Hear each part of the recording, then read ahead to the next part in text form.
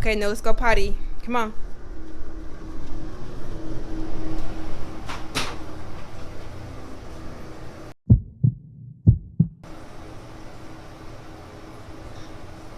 Hey guys, welcome back to my channel. If you're new here, thank you for stopping by. My name is Lauren.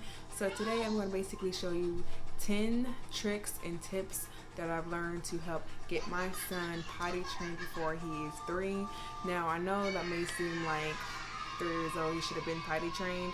Yes and no. So, I'll show you my experience and basically, like I said, tips and tricks on how I got that and how he's able to go out in public without having any accidents.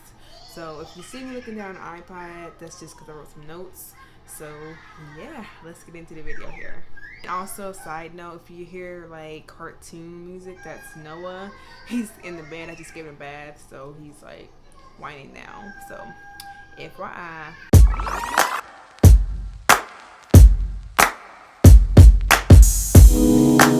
Take me in your arms, do just what you want.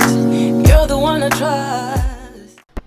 Basically, the first tip, now these are not in any particular order, this is just basically what I jotted down. So the first tip I would say is number 1, timing. Time. So basically, I started off very small. I did it every 15 minutes on the potty. And that was just like day 1. So 15 minutes day 1, have a set timer go, and he would just sit on the potty. No matter if he told me or not, I would just sit him on there. He didn't really go half the time, but he did go a lot more, rather just be a little bit or not. So like the first day, 15 minutes, second day, 20 minutes, and like so forth. Kind of just follow his routine, and you kind of like go on his schedule. Tip number 2 is being independent, making him be independent when he actually has to go. So when I say that, like basically having him pull his own pants down, pull his own underwear down, and having him sit on the potty himself rather than you put him on the potty. I feel like that's better for him to kind of like get the hands-on experience other than you like forcing him to go, so like he's like more reluctant not to go. So just kind of giving him the independent and kind of like just having him, hey, this is how you pull it down, this is how you sit in the potty, things like that. Number 3 is probably obvious, but consistency. Consistent. If you're not consistent, neither will they be. So consistent meaning in to do every day, whether it be the weekends, whether it just be like, you know, weekend at the grandparents, making them be on a consistent schedule no matter where they're at, because once they're not, they kind of like detract, they kind of like fall back into the old patterns, and you don't kind of want to do that. So just kind of have the same routine no matter where he's at, and to like let whoever's watching them know his schedule too. So yeah. And number 4 is kind of falls in line with number 3, consistency. So if he has like daycare or school, something that kind of like has like a set schedule in mind, kind of follow the schedule. For example, Noah has a daycare he goes to every day, Monday to Friday, and basically she will tell me when he goes, when he's had a bowel movement, all that as well, kind of communicates with me, and I kind of follow that on the way home. So basically I pick him up for like 4:50, 5 o'clock, give or take, and that is when I will drive home, and then the first thing I do is put him on potty. That will kind of give me like a set 0, so I can kind of like time on that end when he's home with me. But literally kind of follow what they have at school and kind of follow that at home too. Kind of help him get in that same routine as well too. And number 5 is rewarding him. So basically kind of easy as well. Just kind of like give him a small piece of candy, whether it be like a high five, a song, a sticker, something to tell him you did a great job. I actually gave Noah a couple of things because he's into like a lot of things too. So I gave him stickers, I've given him muffins, cookies, and also gave him just kind of like high fives and things like that. So let him know he did a great job, and that was really kind of all I did. He was excited. I told him that he was like really like set to go on that end. Number 6 is also probably kind of obvious too, but going after he wakes up from a nap or when he wakes up in the morning time. Now, napping depends on your kid. He naps about 2 hours, So right after he naps, he's gonna have to go.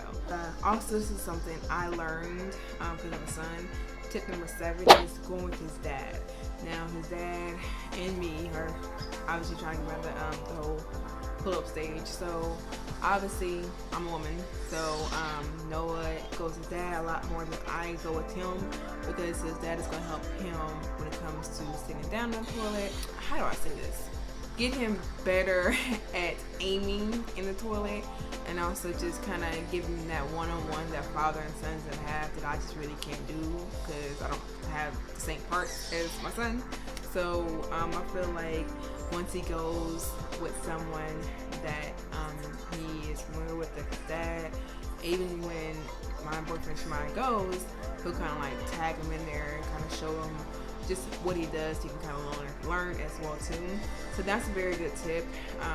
But if obviously we don't have that, work what you got.